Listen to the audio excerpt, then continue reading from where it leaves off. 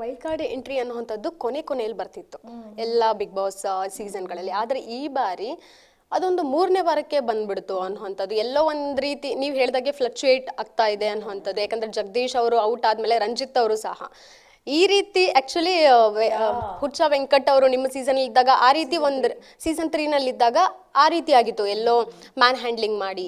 ಇದರಲ್ಲಿ ಜಸ್ಟ್ ಒಂದು 3 ವೀಕ್ಸ್ಗೆ ಆಗೋಯ್ತು.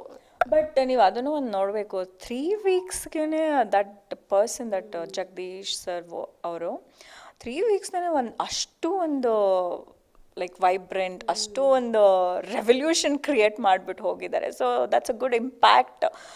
ಇನ್ಫ್ಯಾಕ್ಟ್ ಅವ್ರ ಜಾಗನ ಫಿಲ್ ಮಾಡೋಕ್ಕೆ ಅಲ್ಲಿ ಮೇ ಬಿ ನೊಬಡಿ ವಾಸ್ ಕೇಪಬಲ್ ಅನಿಸುತ್ತೆ ನನಗನ್ಸಿದ್ದು. ಹಾಗಾಗಿನೇ ಯಾರಾದರೂ ಹೊರಗಿಂದ, ಯಾಕಂದರೆ ಅಟ್ ಎ ಟೈಮ್ ಇಬ್ಬರು ಹೋದಾಗ ಆ ಒಂದು ಜಾಗ ತುಂಬ ಮತ್ತು ಎಲ್ಲರೂ ನ್ಯೂಟ್ರಲ್ ಆಗಿದ್ದಾರೆ. ನಾನು ಹೇಳ್ದಂಗೆ ಇವ್ರು ಸ್ಟ್ರಾಂಗು ಇವರು ಡಮ್ಮಿ ಅಂತ ಹೇಳೋಕ್ಕಾಗಲ್ಲ, ಎಲ್ಲ ಒಂದು ನ್ಯೂಟ್ರಲ್ ಆಗಿದೆ. ಯಾರು ಬೇಕಾದರೂ ದೇ ಕ್ಯಾನ್ ಕಮ್ ಔಟ್ ಆ ಥರ ಇರೋದ್ರಿಂದ they wanted someone very special peculiar. So maybe Hanumanthu ಅನ್ನೋರನ್ನ ಹಾಕಿದ್ದಾರೆ.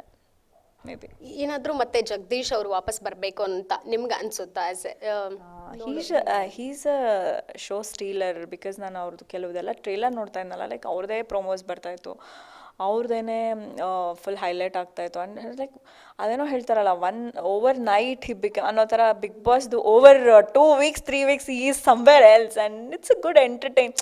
ಒಳಗೆ ಅಫ್ಕೋರ್ಸ್ ಇವಾಗ ನಾನು ಆ ಸೀಸನಲ್ಲಿದ್ದರು ಅಲ್ಲಿರೋರಿಗೆ ಟಾಲರೆನ್ಸ್ ಕೆಪಾಸಿಟಿ ಸ್ವಲ್ಪ ಕಷ್ಟನೇ ಆಗುತ್ತೆ. ಆ ಥರ ಸ್ವಲ್ಪ ಅವ್ರು ತುಂಬ ಸ್ಯಾಚುರೇಷನ್ ಪಾಯಿಂಟ್ನ ಟಚ್ ಮಾಡ್ತಾರೆ, ಆ ಥರ ಎಲ್ಲ ಇದೆ, ಸ್ವಲ್ಪ ಕಷ್ಟ ಆಗುತ್ತೆ. But end of the day ಅವ್ರಿಗೂ ಗೊತ್ತಿರುತ್ತಲ್ವ, it's a big boss, it's a game and it's a strategy. Of course if you want to survive, ನೀವೇನಾದರೂ ಮಾಡಬೇಕು. So he knows it better, he was doing it.